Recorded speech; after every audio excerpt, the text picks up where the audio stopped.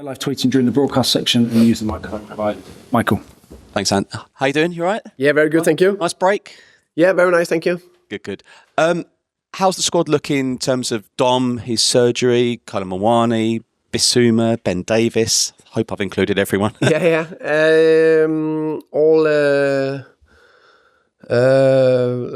All fine compared to last time. Kolo Muani have trained now for 2 weeks with the team, so that's good. He looks better and better. He will be in contention for the squad for tomorrow, so that's positive. Dom's progressed well after the surgery, been on pitch. I actually don't know if it was today, but it definitely was the 2 days before that. So the detail is he's progressing and he's going forward, so that's good. Bis, unfortunately, had a situation with national team. I think everyone saw that, unfortunately. So he got a ligament injury to his ankle. They'll keep him out for weeks. Yeah. Great. Okay, and then obviously big news this week, the return of Fabio Paratici. It's an exciting one. I think a lot of Spurs fans are quite excited by it. In your eyes, how will it work, all of you together? Yeah, also positive about it. Obviously, Fabio worked as a consultant for the club, so met him there a few times in the last couple of months.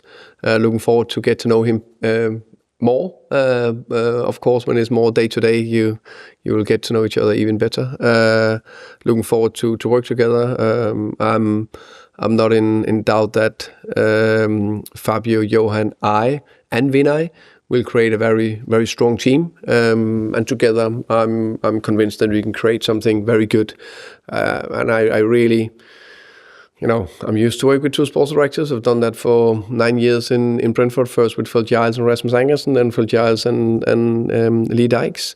I actually think you need two these days to cover everything because it's such a big job. And I think also the two of them complement each other. You've just answered my second question. Good. That's why I'm so good. Okay, done. Yeah. Brilliant. Well, I was going to say, because I know you had it at Brentford, so did you have an input into it? Did you sort of speak to Vinai and say, do you know what, Vinai? I had two before and it worked well for me. And the actual role of the sporting director is so vast now. Yeah, I would say there was thoughts about it. Of course, it happens when the first time when I spoke about it, I was a little bit, like you said there, very positive about it, because I think it will work very well, and I think there is no one that is perfect in this world, and I think the way the strong abilities both Johan and Fabio have, I think that they complement each other so well. So it's like a perfect match. So they just like this, and then we cover more together. Vinai says he expects disagreements because everyone's different. Will you hope to have the final say if it's a player potentially in January or the summer? I'll always have a final say. You know that, yeah, of course. In the end, no, it's teamwork. I'm pretty sure if one of the, I would say 3 of us, because Vinai is, as he's saying himself, not technically technical or whatever you call it. Of course, he will have an opinion, but the 3 of us need to agree. And if one, let's take an example, doesn't matter if it's me, Fabio, Johan is very, very, very strong. They should not be the player. Then there's probably not that right. So I'm pretty sure that we will find a good way together. Good luck Sunday. Thank you.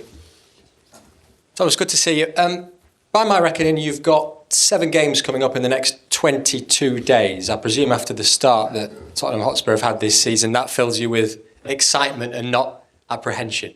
Oh yeah, definitely. We love to play games. Every footballer loves to play a game instead of training. Coaches, we like to train a little bit more sometimes, but in general, no, we love to play the games. We have a fantastic run of games ahead of us, starting with Villa on Sunday. The top team, top manager, Unai. Respect him a lot. I think what he's done in his career is amazing. What he created at Villa is fantastic in so many areas. I think did well in Champions League last season and almost qualified for the Champions League again, which is very impressive. And I think they have a very strong team. So looking forward to it. Does the fact that you've managed to do what you've done as a squad so far this season, having missed out on a couple of key players, if you like, due to injury, does that whet the appetite for what could be achieved once you do have all those players back? Yeah, I think we all have an idea in our head what could be the strongest team with all players available. But probably reality is that you need to create the strongest possible team of the players you have available now. That is my task, that is my job, and get the best out of that. So it's nice to dream a little bit, but like with all dreams, it's not reality. Reality is here now, what kind of players to have available, and then I need to perform for them. That said, of course, I would love some of them to be fit and available.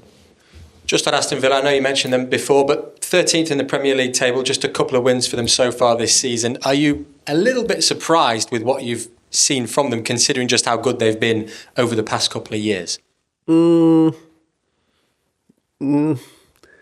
This is meant positive. I would say no, because when I see them performing and their structure and the way they play, I see a lot of the same that I've seen from Unai Emery's Villa team the last 3 seasons. I see a lot of the same strengths. They're very, very good in the build-up and in phase 2 and have a fantastic structure. They're very composed and have fantastic players. We know in Rodgers has been doing fantastic. Ollie Watkins, Marlon now starting to score goals. Onana in midfield, Kamara. I know Tielemans injured, but that's a top team. The back 4 is very good as well. So it's a team, and you can see they're growing. And I expect a unbelievable tight game on Sunday. That we're very positive about, and that we will do everything to edge, and we hope and I believe we can. But that'll be a strong test on Sunday. Good luck. Thank you. George. Thanks. And Thomas, one of my colleagues on the BBC website has done a really interesting article about XG and Premier League clubs and the start to the season. And it just got me thinking, how much has it taken influence in you as a manager that data has developed over the years? And I just wondered, how much info do you use with data in regards to your approach to match days in your squads, really? Not too much to match days, I would say. I use data, of course, I've done that for a long time. To create the right narrative that I want to maybe get across to the players or to you guys to make sure we get the right message out there. That's one thing. Secondly, I think it's good to have another indicator or benchmark that you could look towards that are analyzing performance. But my eyes and my knowledge or principles of what I believe in is always the most important thing. But I think it's very important to have the stats to back up the performance either way, good or bad. Because sometimes, I put it to top corner 2 times, you won 2-0, everything is beautiful. In terms of XG and shot against and all that. So we need to use both, I think. And just in terms of your approach to this season, I've noticed a couple of things. You've been really clinical in front of goal. I think you've been overperforming there. Vicario's done very well the other end. Just what have you made when you look at the stats of your start to season? Does it match up with what your eyes are telling you after these games? I think there's yes and no. I think there's some areas I've been very happy with. So that is not only XG.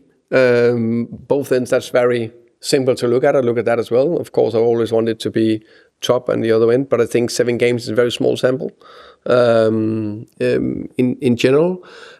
So there's elements as part of our game I've been very pleased with. For example, the high pressure, a bit of the phase 1 as well. I think our middle pressure is getting better and better, for example. And then a big thing for me, number of crosses and arriving in the box. We are in the top, and I think that's key for me. Because if we put a lot of crosses in, hopefully more with quality, have enough players arriving in there, in the right gaps and the right areas, that will give us a big opportunity for scoring goals. So that's the bits I'm looking into. Brilliant, that's great. Thank you. Thank you, welcome. George at the back, please. Hi, Thomas. Just wanted to ask you about a couple of your strikers first of all. With Dom, do you think it's likely we see him during this kind of 22-day period before the next international break? And do you need to be kind of cautious with him, or once he's trained a little bit, you can kind of come straight back in? I think the good thing is positive. He's progressing now, but he's still training on his own. So I don't want to be too excited or too negative either way. So I'm actually taking a little bit day by day and week by week to see how quick he progresses. Dom is a natural fit player. There's some players that naturally get that fitness up to a high level. But of course, we also need to take into consideration he basically hasn't trained with the team since July. But that's not the same. It will take 3 months to get up to pace. It will take a little bit of time to get up to pace. How long, I don't know. And you mentioned Randal Kolo Muani is back training. I mean, now he is back and he's played 45 minutes, didn't he? How sort of excited are you to actually get him out on the pitch? And I think he's played 1 or 2 games, hasn't he, for Spurs, but actually to use him during this busy period? Oh, I think it's very important to have him fit and available. I think he looks better and better. I think it's also fair to say that he has trained 2 weeks with the team. When he came 1st September, what did he do? Oh my God, that's 6-7 weeks ago. Time flies. He still needed a bit to go up to the higher level. So, but it's not the same that he can't be involved tomorrow and maybe can play minutes. But I think it's fair to say they need a little bit of time to get up to fully firing. And just finally for me, Tottenham's home form in the Premier League has been quite poor for quite a while now, mainly before your time. And I guess looking at the fixtures, you've got Aston Villa, Chelsea, Man United. On paper, they seem hard fixtures, but they're the sort of type of home games you're going to relish over this period to kind of correct this home form, which has been a long hangover. I think in general, every team, and now I can speak for us, Tottenham Hotspurs, we like our home to be a fortress. That is the ultimate aim. Can we make our home an unbelievable difficult place to come to? Then the job is half done in terms of what we like to try to achieve, and that is like a unbelievable, cohesion between the team and the fans, and then I need to go hand in hand. It cannot only be the team and not only be the fans. It need to be both. And we need to bring energy to each other. And I think that is absolutely key. And we need to do everything that we can to work unbelievable hard, perform well, try to be positive, all that, but also need a little bit of help. Because we know football in every game goes a little bit up and down. You have good spells, bad spells. The Premier League is the most relentless league in the world. It's so difficult to compete in. So we need the fans, especially in the tough moments. The better they can be behind the team, the not easy because it'll be easier, the better it will be, and they will feel more success for the team. So we need that. But when our fans are behind the team and the stadium is rocking, I think it's one of the best places in the world. Finish your section with Brian, please. Hi, Thomas. Wilson Odobert and Mathys Tel had a really great international break for France under 21, scoring 6 goals, I think, between them and linking up. How pleasing was that, and how keen are you to sort of continue sort of trying to help them fulfil their potential, because it's clear they're 2 very exciting young players? Yeah, I agree. I think it was so nice to see both of them perform well for their country, and I agree. I watch all their assists and goals and actions from their games, and it's nice to bring. I think sometimes you are in momentum and you're in good rhythm, and clearly both of them are in a good rhythm, scoring goals, performing well, having good actions. So I think that's key. I'm pleased with both players in general. I think they are developing and taking steps in the right direction. So I think it's positive.